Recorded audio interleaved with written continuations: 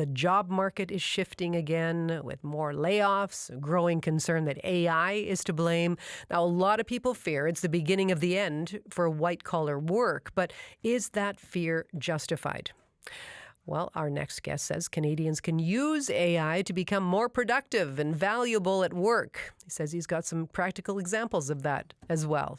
Who am I talking about? It's Mark Ting. He's back. Mark, of course, is our guide to personal finance, and he's a partner with Foundation Wealth. Mark, hello there. Hi. Was that AI that wrote that introduction saying our next guest?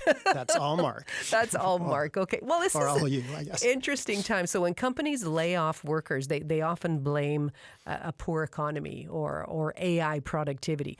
How worried should we be about losing our jobs to technology? Well, technology is not a new thing. Like, people have adapted to technology for decades, like centuries, really. So imagine the first tractor being pulled down and farmers looking at that and thinking, okay, we're done. So, I mean, we've seen that with the wheel. We've seen that with the internet. We've seen that with mobile phones. AI is a little bit different because what a lot of people are focusing on is not so much the blue-collar jobs, but the white-collar jobs.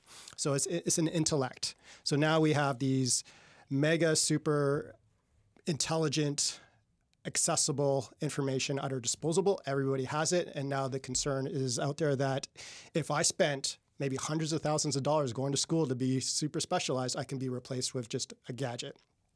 So what I think will happen is adoption. You either adopt or you don't. So there's going to be winners, there's going to be losers. Whoever adopts to this technology, uses it, just like any other technology, is probably going to thrive. And those who don't are going to fall behind. Well, it's curious, though. It's a different skill set, though, right? I mean, workers have always stood out, whether it's their experience or their education. Maybe it's their hustle. Do those kinds of qualities still matter in an AI-driven world? I'd say more than ever.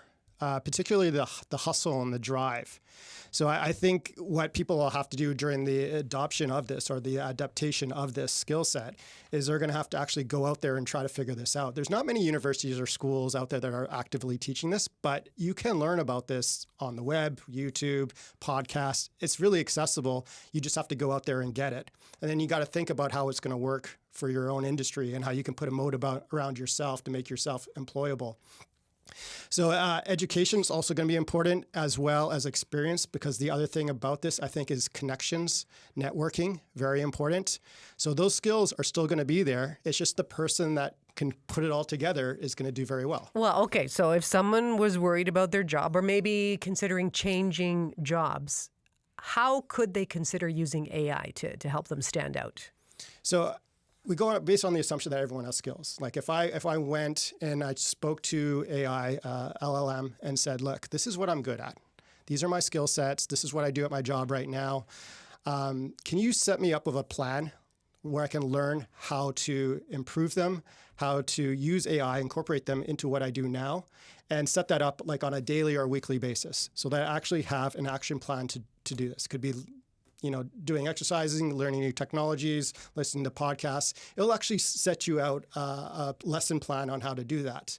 So by doing that, a couple things happened. One, you're well-versed in it. You got a bunch more tools. So if layoffs do happen, because they probably will, because there is going to be some disruptions in the community, in the economy, that you have that moat around you. You can use those tools already. And so you keep your job, is what I'm saying. The employer thinks you as more valuable. They're getting more revenue per employee, and that's what you are. You're valuable. You'll probably get a pay raise. Or let's say you do get laid off. Well, now you have a whole bunch of different new skills that you can go out there and you can maybe freelance. So I do believe what's going to happen is we're going to see a whole new set of entrepreneurs. There's a million of problems we have out there to solve, right? And with a million problems, there's lots of people that need to solve them, and that's where entrepreneurs come in, and that's where they can monetize it. And that's why I think the economy will shift in that one. Who are you going to call? Who are you going to call? I mean, well, what do you think the job market is going to look like? Let's say 5 years down the road. Very different. So I think we're coming across two massive trends. One is a demographic trend. So we're talking about employees who are leaving the workforce because they're older. Baby boomers, they're retiring. And then we have lower birth rates across most Western countries, Asia. So that's a problem. So the expectation is, well, we can fix this with immigration, or what's going to likely happen is AI and robotics are going to take over those jobs that are being left. So with immigration, it's a bit harder because a lot of them won't have the skill set that, say, the baby boomers who have those skill sets are leaving. So that's why AI is going to be there. Now, let's say we're using AI in our economy, and it's going to drive costs down. A major example would be transportation. So self-driving trucks, cars, all that seeps through the economy and prices come down for that, like food, everything. So now those things, there's that part of it. But the other part of it is you have to build these factories, which we're seeing now. We're seeing these companies investing trillions of dollars to build out these data centers, and robots are going to be built. So that's going to create a whole new different level of jobs. So I do foresee a very different economy 5 years from now. It's going to be based around AI and robotics, but still the legacy industries will still be there. Yeah, no, you can't help but feel that change is inevitable. I mean, I get your point there, but how concerned should we be about a future in which AI and robots, take over the economy? I mean, is that just science fiction, or are there reasons to actually fear that? Yeah, it depends on what type of job you have right now. Like transportation, I think for sure is going to be disrupted. We all heard those stories, and we think about Skynet or Terminator, and that's the worst case scenario. And that's a possibility. Like, we're not ruling that out. But most people will gravitate towards all the negative things about AI, losing jobs, Starnet taking over, and that. But I'd look at a lot of the positive things, and I think there's going to be way more positives than negatives. So as I mentioned, lots of problems in the world that will be solved. AI is working towards a couple different things. One is abundance of free intelligence, which we're talking about, which we see. The cost of lawyers, accounting, opening businesses going down to almost zero. We're also looking at models where there's going to be an abundance of energy, literally free, unlimited energy, often using solar power.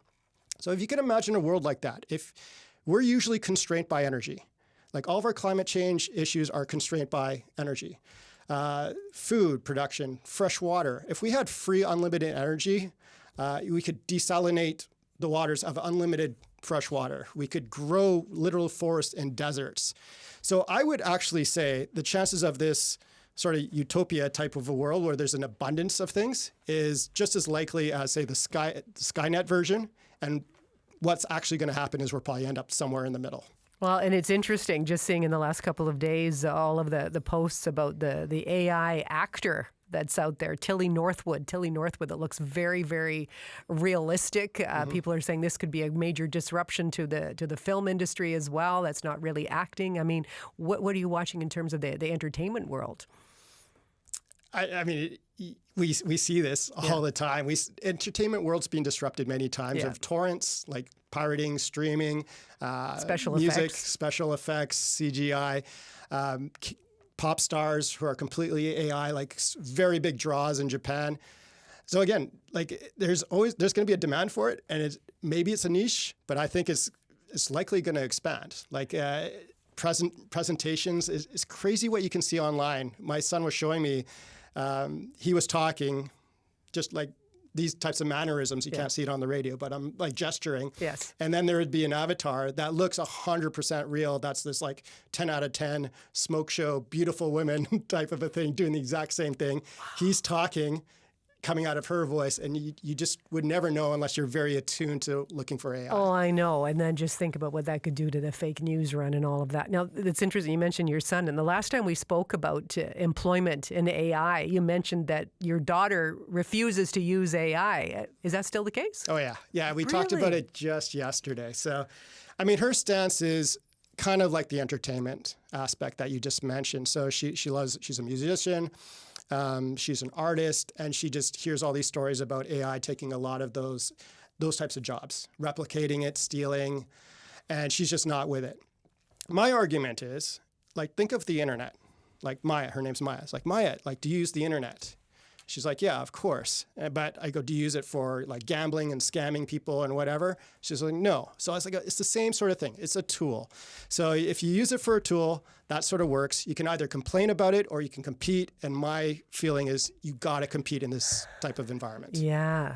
Grab it while you can. And you say educate yourself, become familiar with how it all works. Mark, thank you. Thank you. That's the real Mark Ting, our guide to personal finance, a partner at Foundation Wealth. He joins us every week at this time.